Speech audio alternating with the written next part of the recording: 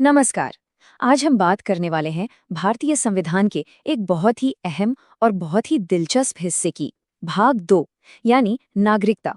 आखिर कौन है भारत का नागरिक, ये कैसे तय होता है और संसद के पास इसे लेकर क्या ताकत है? चलिए इसे बिल्कुल आसान भाषा में समझते हैं, स्टेप बाय स्टेप। सोचकर देखिए, साल है 1947। भारत आजाद हो रहा है, लेकिन साथ ही देश का बंटवारा भी हो रहा है। लाखों लोग हैं जो नई बनी सरहदों के इस पार से उस पार जा रहे हैं। उस पूरी उथल-पुथल के माहौल में एक नए देश के सामने सबसे बड़ा, सबसे जरूरी सवाल क्या था? वो सवाल था कि आखिर भारतीय नागरिक है कौन। सोचिए, जब लाखों लोग अपना सब कुछ छोड़कर एक नए मुल्क में आ रहे थे, तो ये तय करना अपने आप में एक बहुत बड़ी चुनौती थी कि कौन इस देश का हिस्सा है और कौन नहीं। और इसी मुश्किल सवाल का जवाब हमारे संविधान बनाने वालों ने ढूंढा। तो चलिए देखते हैं कि हमारे संविधान ने इस बड़े सवाल का जवाब कैसे दिया। शुरुआत होती है आर्टिकल्स 5 से लेकर 8 तक से। यही वो आर्टिकल्स हैं जो नागरिकता की पहली, सबसे बेसिक परिभाषा तय करते हैं। तो सबसे पहले आता है आर्टिकल 5। इसने एक कट ऑफ डेट रखी, 26 जनवरी 1950, यानी जिस दिन हमारा संविधान लागू हुआ। इस आर्टिकल के मुताबिक उस दिन भारत का नागरिक कौन था? इसके लिए 3 में से कोई एक शर्त पूरी करनी थी। पहली, कि आपका जन्म भारत में हुआ हो। दूसरी, अगर आपका नहीं तो आपके माता पिता में से किसी एक का जन्म भारत में हुआ हो। और तीसरी, अगर ये दोनों भी नहीं तो आप संविधान लागू होने से ठीक पहले कम से कम 5 साल से भारत में रह रहे हो। अब यहाँ पर चीजें थोड़ी और इंटरेस्टिंग हो जाती हैं। संविधान ने बंटवारे की वजह से जो लोग इधर से उधर हुए, उनके लिए अलग अलग नियम बनाए। जैसे कि आर्टिकल 6, ये उन लोगों के लिए था जो पाकिस्तान से भारत आए थे। देखिए, अगर कोई 19 जुलाई 1948 से पहले आ गया तो उसे ऑटोमेटिकली नागरिक मान लिया गया, लेकिन जो इसके बाद आए उन्हें बाकायदा रजिस्ट्रेशन करवाना पड़ा। वहीं दूसरी तरफ था आर्टिकल 7।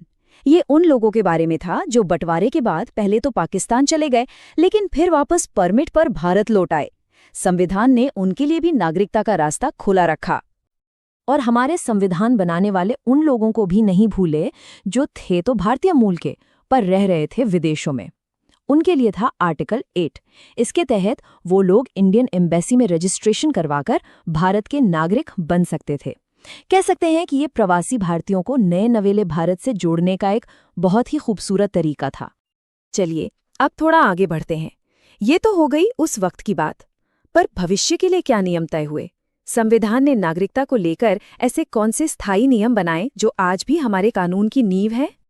यहाँ पर संविधान ने एक बात बिल्कुल साफ कर दी, और वो ये कि भारत में दोहरी नागरिकता यानी ड्यूअल सिटीजनशिप के लिए कोई जगह नहीं है। आर्टिकल 9 कहता है कि अगर कोई भी भारतीय अपनी मर्जी से किसी दूसरे देश की नागरिकता ले लेता है तो उसकी भारतीय नागरिकता बस उसी पल खत्म हो जाएगी। मतलब साफ है, आपको एक देश चुनना ही होगा।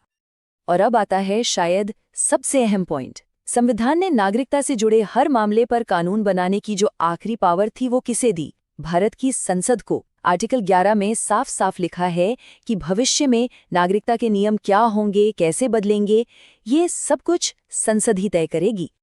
तो संसद ने आर्टिकल 11 से मिली इसी ताकत का इस्तेमाल किया और साल 1955 में एक पूरा का पूरा कानून बनाया गया, जिसे हम जानते हैं सिटीजनशिप एक्ट ऑफ 1955 के नाम से। और सच तो ये है कि आज भी भारत में नागरिकता से जुड़े ज्यादातर मामले इसी कानून के तहत आते हैं। तो सवाल ये है कि इस कानून के हिसाब से कोई भारतीय नागरिक बन कैसे सकता है? इसने 5 साफ रास्ते बताए हैं। पहला, जन्म से। दूसरा, वंश से, यानी आपके माता पिता या दादा दादी के आधार पर। तीसरा, रजिस्ट्रेशन के जरिए। चौथा है नेचुरलाइजेशन। और 5वां तरीका है, अगर कोई नया इलाका भारत का हिस्सा बनता है तो वहां रहने वालों को नागरिकता देकर। लेकिन देखिए, कोई भी कानून पत्थर की लकीर तो होता नहीं है ना? वक्त के साथ, हालात के साथ उसमें बदलाव होते हैं, और नागरिकता कानून के साथ भी ठीक ऐसा ही हुआ। इसमें कई बार बदलाव किए गए, और हाँ, इन बदलावों की वजह से कई बार बड़े विवाद भी खड़े हुए हैं। ये टाइमलाइन हमें दिखाती है कि ये कानून कैसे धीरे धीरे बदला। जैसे 1986 में जन्म से नागरिकता के नियम को थोड़ा और स्ट्रिक्ट बना दिया गया। फिर 2003 और 2005 में जो प्रवासी भारतीय हैं उनके लिए नई स्कीम्स आईं, जैसे OCI। और फिर फिर आया साल 2019 और इसके साथ आया विवादास्पद नागरिकता संशोधन अधिनियम यानी CAA, जिसने पूरे देश में एक नई बहस को जन्म दे दिया। तो ये 2019 का CAA आखिर था क्या? इस टेबल में इसके फैक्ट्स बिल्कुल साफ साफ दिए गए हैं।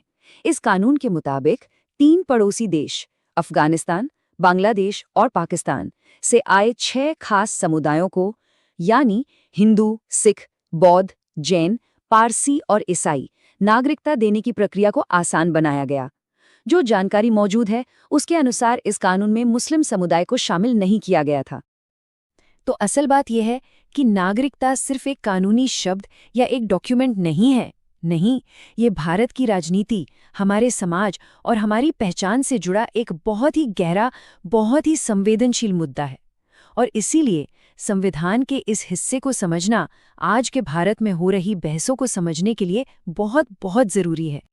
और आखिर में एक सवाल जिस पर हम सबको सोचना चाहिए। आज़ादी के वक्त से लेकर आज तक नागरिकता की परिभाषा लगातार बदलती आई है, तो क्या ये बदलाव का सिलसिला यूं ही चलता रहेगा?